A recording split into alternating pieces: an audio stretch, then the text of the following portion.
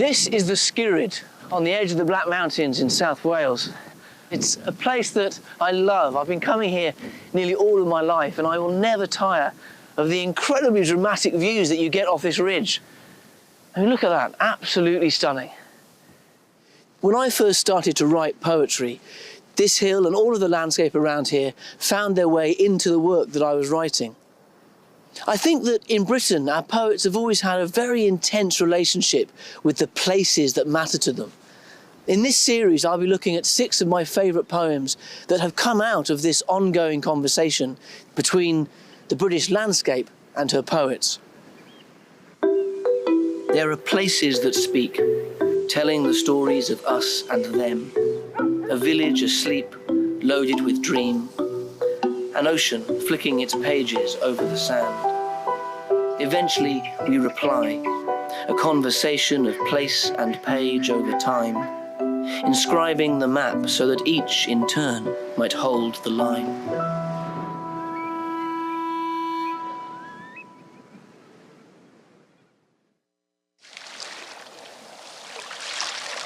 The most famous conversation between a poet and the British landscape was that between William Wordsworth and the Lake District. When you think of Wordsworth, the images that probably come to mind are lakes, wandering clouds, and daffodils. And yet, in 1802, when Wordsworth wrote in what would become one of his best-known poems, "Earth hath not anything to show more fair," the beautiful view he was writing about wasn't a mountain or some flowers he'd stumbled upon or anything in his beloved Lake District. He was writing instead about this place, London.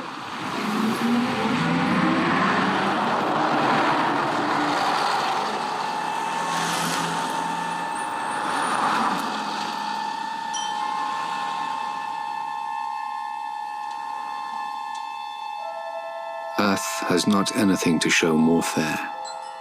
Dull would he be of soul who could pass by a sight so touching in its majesty. This city now doth like a garment wear the beauty of the morning, silent, bare. Ships, towers, domes, theatres, and temples lie open unto the fields and to the sky, all bright and glittering in the smokeless air. Never did sun more beautifully steep in his first splendour valley, rock, or hill. Ne'er saw I, never felt a calm so deep. The river glideth at his own sweet will. Dear God, the very houses seem asleep, and all that mighty heart is lying still. This poem by Wordsworth, a 14-line sonnet about London at dawn, is one of the great love songs to this city. It's a really fantastic piece of writing that I think does all of the things a good poem should. In that over an incredibly short space of page, it really takes us somewhere. It really manages to change the weather in our heads. It's also a poem that is very much of its time and yet manages to travel remarkably well, in that were we to walk across Westminster Bridge now, we would still have the same basic experience that Wordsworth is talking about. There'd still be that moment of stillness in between all that activity on the banks. You only have to talk to the people who cross it every morning on their way to work to get a sense of this. It's 2 hours from house to work. I don't mind a bit. I could walk across here and it's just glorious. If you're here sort of 8 o'clock or 7:30 when there's not many people around, then that's the best time. The best thing for me about seeing the river in the morning is it's a very small world shared with very few people. And so very early in the morning when just the sun's coming up, it feels like a little town. All the beautiful buildings, they kind of stand out. They, land with the bridge. You're reminded that this is a city whose main feature is this lovely river. You're running through it. I think these are exactly the feelings that Wordsworth describes. This is a beautifully simple poem about the city at dawn. So how come it was written by a poet from the Lake District? What was Wordsworth doing on Westminster Bridge that morning? Where was he going? What was on his mind? The story behind the poem is the surprising tale of Wordsworth's love life, the complex tale of his love for 3 different women.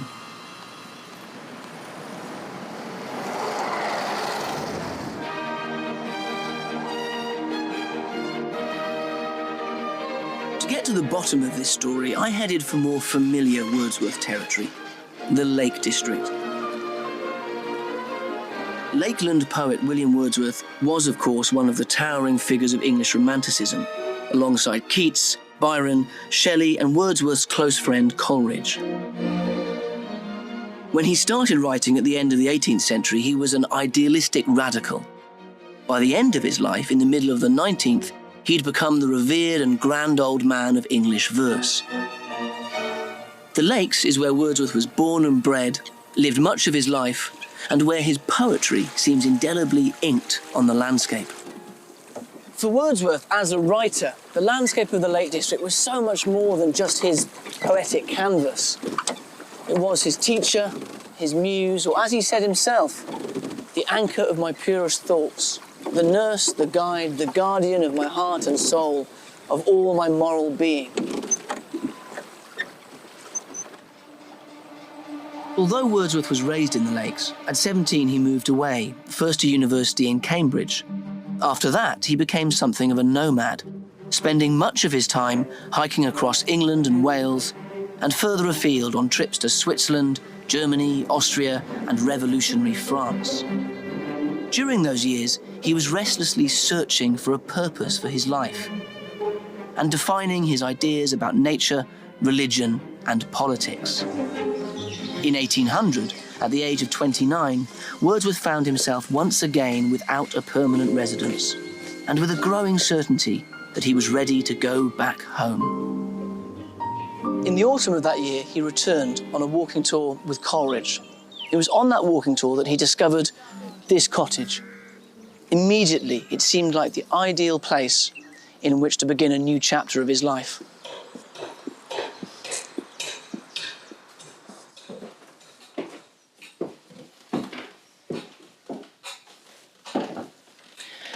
At this point in his life, it's fair to say that in the eyes of the world, at the age of 29, Wordsworth had achieved relatively little. But once ensconced in this place, all of that began to change. When he moved in here, the house was cold. Apparently, one of the chimneys smoked very badly, but Wordsworth didn't mind. He was just ecstatic to finally have a home. The publication of the radical collection of his and Coleridge's verse, Lyrical Ballads, had started to make his name. But with the newfound security of this place, over the next 3 years, Wordsworth would go on to write some of the best poetry of his life. But Wordsworth didn't come to Dove Cottage on his own. He moved in with his sister Dorothy. William and Dorothy were brought up separately, after the death of first their mother and then their father. However, they retained a strong emotional bond, and in their mid-20s, out of friendship and convenience, they began living together. By the time they moved to Grasmere 5 years later, they were clearly devoted companions. The fascinatingly intimate journal that Dorothy kept about their time together here is the main source of information about their daily routine. It's also clear from the pages of this journal that brother and sister shared and discussed many of the experiences that would go on to become Wordsworth's poems. There's still a strong echo at Dove Cottage of that intense literary and personal relationship between brother and sister. Although neither these rooms, Dorothy's journal, nor Wordsworth's poems answer the many outstanding questions about their artistic and emotional interaction. I was once fortunate enough to be the writer-in-residence at the Wordsworth Trust here in Grasmere. The man with that job today is Adam O'Riordan. I wondered what his response was to living with William and Dorothy. There is this sense of the things that Dorothy and William and Coleridge and everyone else were pushing towards do still live on here in a way, and I guess the role of the poet in residence is to embody that and kind of to be that. If that doesn't sound too grand, which is not, it's just, you know, you're keeping it going, you're writing the poems. There is also something so winning and drawing about kind of reimagining the intimacies that existed between the Wordsworths, you know, between Dorothy and Mary and William, and what kind of went on in that house. And these are great kind of starting points for poems. You know, I know other poets have written successfully about them anyway, but they're great kind of places to go if you want to fire your imagination. A double washstand. Before the age condemned such joint ablutions, you dip your hands in the tepid water, as geese come in low across the lake, landing on their shadows becoming their wake, breaking apart the imago they seem to chase. So you break this tension, shattering your own reflections. There's a complicity in getting clean together. Who knows what distances you travelled in your sleep, back towards one another, and the secrets that those distances will keep, each movement fluid and practiced in the winter air. You revel in this intimate act, not quite each other's double, your easy mime of mannerisms from other lives, like brother and sister. No, I mean man and wife. There will always be speculation about William and Dorothy's relationship at Dove Cottage, but she certainly wasn't the only woman in Wordsworth's life. One of his closest friends at the time was a Lakeland girl, Mary Hutchinson. Wordsworth had actually been in the same school as Mary Hutchinson, so he'd known her almost all of his life. In the summer of 1787, she joined William and Dorothy on their rambles through the woods and hills of Penrith. Since their arrival at Dove Cottage, she'd been a regular visitor. And at some point, we think around the end of 1801, William decided to ask her to marry him. His marriage to Mary and her settling in at Dove Cottage would be the final keystone in the architecture of this newly settled life that Wordsworth was building for himself at Grasmere. In early 1802, William and Mary were more than ready to get married. But there was a problem. Several hundred miles away from here in Grasmere, there was another woman who had been calling herself Mrs. Wordsworth for the last 10 years. Annette Vallon, the third woman in this story, had met Wordsworth when, as a hot-blooded young graduate, he travelled to France to take a look at the revolution in action. He met Annette in the city of Orléans. One thing led to another, and a couple of months after they met, she was pregnant. Wordsworth left France before the baby was born, and although he may have planned to return, a few weeks after he came back, France declared war on England. Return to Annette and his newly born daughter Caroline became impossible, and gradually, Wordsworth's thoughts of France began to fade. In the spring of 1802, Wordsworth realised that he just couldn't get married to Mary without first going to France to speak with Annette face to face. Thanks to a recent peace treaty with the French, this was, for the first time in a decade, actually possible. On the 9th of July, William left Grasmere for London on his way to Calais. As ever, he wasn't travelling on his own. His companion was his sister, Dorothy.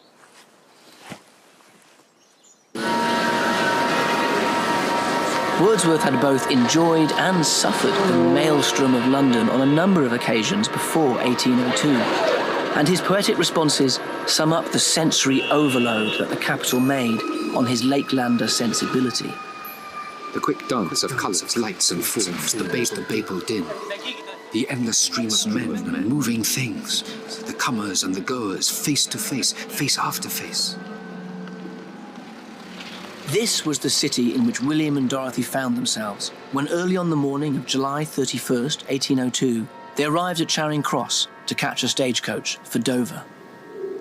The Wordsworths had taken their seats on the top of the carriage, quite possibly because they were cheaper, and this meant that they were able to see over the bridge's parapet, which was much higher than it is now. As they crossed over Westminster Bridge, they were both enraptured by the view, which more than likely remained their topic of conversation as the coach carried on towards Dover. When Dorothy wrote about their trip to France some months later, her journal seems to pause for a moment, to pay special attention to the view from the bridge. It was a beautiful morning.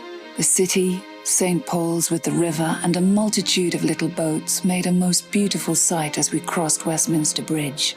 The houses were not overhung by their cloud of smoke, and they were spread out endlessly, yet the sun shone so brightly with such a pure light that there was even something like the purity of one of nature's own grand spectacles. This entry from Dorothy's journal clearly shares William's images and words, and we can only imagine that it was their conversation on the bridge that morning which brought the poem to life. Earth has not anything to show more fair. Dull would he be of soul that could pass by a sight so touching in its majesty. This city now doth like a garment wear the beauty of the morning, silent, bare. Ships, towers, domes, theatres and temples lie open unto the fields and to the skies. All bright and glittering in the smokeless air. Never did sun more beautifully steep in his first splendour, valley, rock or hill. Ne'er saw I, never felt a calm so deep. The river glideth at its own sweet will. Dear God, the very houses seem asleep, and all that mighty heart is lying still. The basic experience that Wordsworth is describing and is sort of making us live again in this poem is one that, of course, all of us experience all the time in cities. When you're on one side of the river and you're in those very close horizons of the streets and you've got buildings all around you, you've got a lot of noise and activity, and then you step out onto the bridge and you walk across the bridge, and then suddenly there's this space in the air. You haven't got buildings in front of your eyes, you've got the river there. The movement of the poem is very simple, from that opening line of astonished statement through to that sense of a very deep calmness. But across that movement, the poem is charged crucially by a sense of brevity. And you can really get a sense of that brevity of experience that Wordsworth is talking about when you see the bridge here. And then, of course, there's the brevity of the form, the sonnet, which I think really gives the poem its potency, its power, that it's within those tight 14 lines that Wordsworth has to capture this moment of rare beauty. I mean, if you just have a look at that opening line, earth has not anything to show more fair. The weight on that first syllable is total. Imagine how much weaker it would have been if he'd said the world, and we didn't have that weight until the second syllable. That then continues on to the second line, when Wordsworth says, dull would he be of soul who could pass by. And who wants to be thought of as being dull of soul? None of us. So we stay with the poet and we linger. And then again, the close of the poem is broken up with this quite surprising apostrophe, dear God, before it falls down to this sense of a very beautiful calmness. The very houses seem asleep, and all that mighty heart is lying still. It's a sublime vision of London, in which the city becomes a sleeping, breathing, organic creature. The poet Simon Armitage is a fan of Wordsworth, who shares my passion for this poem. The poem came as a great shock to me. I look at this poem with the line, earth has not anything to show more fair, and I think it's going to be about a mountain or a lake or something, and it turns out to be a poem about London, which you would imagine to be Wordsworth's sort of nemesis, really. And I think I always went on to think about it for a long time afterwards as a poem which simply celebrated the city and was a kind of anomaly in his work. But actually, having gone back to the poem a number of times, I have a different reading of it now. If you look closely at the poem, the city cannot exist as something beautiful and miraculous without nature's presence. The city is entirely transfigured by the morning sun. Not only that, it's framed as well. There's a phrase in the poem about being open to the fields and the sunlight. Every part of the city has a border of nature. There's the sky, there's the sun, there's the fields, and there is the river.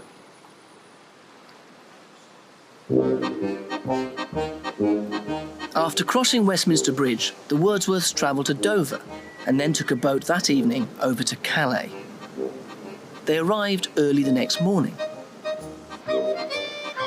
William went on shore and met Annette almost immediately. In 1802, Calais was no more glamorous a town than it is today, but it must have been a fascinating place to visit immediately after 10 years of war between England and France. Dorothy's journal is quite detailed about some of their time here. She complains about the bad smells in their lodgings. She waxes lyrical about the phosphorescence in the sea. She is frustratingly quiet on the things we really want to know about. What was it like for William and Annette to see one another again? Was there still any spark? How was it for William to meet his 9-year-old daughter for the first time in his life? His already imperfect French would have been fairly rusty, so how did they even manage to talk to one another? What we do know is that they spent a lot of time together on the beach. We walked by the seashore almost every evening with Annette and Caroline, or William and I alone. I had a bad cold and could not bathe at once, but William did. This beach holiday lasted for a whole month, and while there's no surviving record, William and Annette obviously reached some kind of agreement which allowed him to marry with a clear conscience. The month on the beach also afforded William plenty of time for writing poetry. Wordsworth loved to form his poems while he was walking, ideally across uninterrupted ground, so that his rhythms and thoughts weren't disturbed. So the impressive expanse here would have been the perfect place for him to compose, especially because the 12 or 13 poems that he wrote over that month were all sonnets, 14 lines and tightly packed and easy to hold in the mind as Wordsworth strode along these sands. Once again, Dorothy had a crucial hand in this. She'd been reading the sonnets of the great John Milton to her brother. It was these that influenced him to experiment with a sonnet himself, including one fantastic poem which I've always read as kind of a counterpoint to his sonnet about the dawn in London, in which he mentions his daughter Caroline. The poem begins with the evocative lines, "It is a beauteous evening, calm and free. The holy time is quiet as a nun," and concludes with these words for his young daughter. "Dear child, dear girl that walkest with me here, if thou appear untouched by solemn thought, thy nature is not therefore less divine. Thou liest in Abraham's bosom all the year, and worshipst at the temple's inner shrine, God being with thee when we know it not." It's curious that this brief and unique reference to the poet's daughter, although fond, seems strangely detached, especially when compared to the passion that Wordsworth expresses about London. That summer of 1802, Wordsworth seems to have focused his energies on refining his skills as a sonneteer. The sonnets he wrote are all impressive, and they provide an important context for the sonnet on Westminster Bridge. What is really fascinating about the story around the writing of this poem is how it touches on so many exciting elements of Wordsworth. You know, nowadays, the reputation of Wordsworth is quite often drawn from the later part of his life, sort of Wordsworth when he was in his establishment phase. But the story around this poem really reminds us exactly how incredibly radical he was. It's worth remembering that as a young man, Wordsworth had been an extensive traveller, a sympathiser with the French Revolution, a father outside of marriage, and a poet who chose not to live in literary London, but in the Lake District. The poem moves between these two places that really formed Wordsworth, the Lake District and the radical revolutionary France that he had known as a young man. And right in the middle, halfway between those two places, is London. When you see the poem in this context, it's not surprising that what Wordsworth writes is, in its own way, quite radical. There's always been a tendency in, traditional forms of literature to see the city as places of evil intent, filthy, murderous, inhuman places. Wordsworth in this poem takes the opposite view, and I think that is quite a watershed moment, really, in poetry.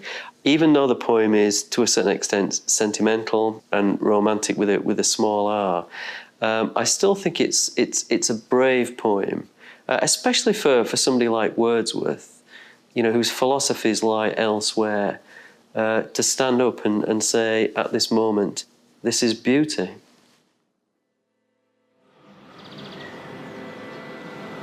A vision. The future was a beautiful place once. Remember the full-blown balsa wood town on public display in the Civic Hall. Ring-bound sketches, artists' impressions, blueprints of smoked glass and tubular steel. Board game suburbs, modes of transportation like fairground rides or executive toys. Cities like dreams, cantilevered by light. And people like us at the bottle bank next to the cycle path, or dog walking over tended strips of fuzzy felt grass, or model drivers motoring home in electric cars, or after the late show strolling the boulevard.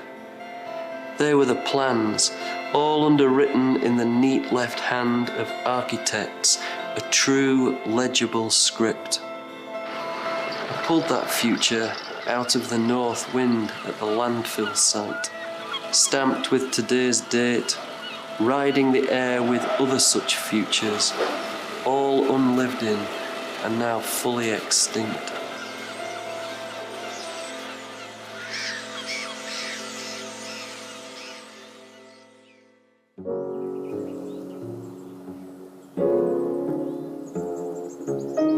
From London, the Wordsworths headed back north, where William finally got to marry Mary. He brought his new bride back to Grasmere, where they lived for the rest of their lives, eventually ending up here at this grand Victorian villa in Rydal Mount, just 20 minutes walk away from Dove Cottage. And Dorothy? Well, she lived with her brother and his wife for the rest of her life in what was a fairly unusual but remarkably successful domestic arrangement. And what about the third woman from that summer of 1802, Annette and her daughter Caroline? As far as we know, Wordsworth only ever met them one more time, while on a holiday with his family in Paris 20 years later, by which point he and Mary had 3 teenage children of their own. In the end, we have no idea how Wordsworth responded to the complex situation he found himself in that summer, meeting his mistress and a daughter for the first time on the eve of his marriage to Mary. But what we do know is that as a result of that journey, Wordsworth, our great poet of nature, wrote one of the most euphoric poems about a city in the English language. What really fascinates me, though, is how the resonance of the poem has actually strengthened over time. What I mean by that is that as the city of London becomes increasingly built up, as it becomes increasingly more hectic around us, the experience that the poem describes of that great sense of relief that we get as we cross over the Thames has over the years actually become not less, but more powerful.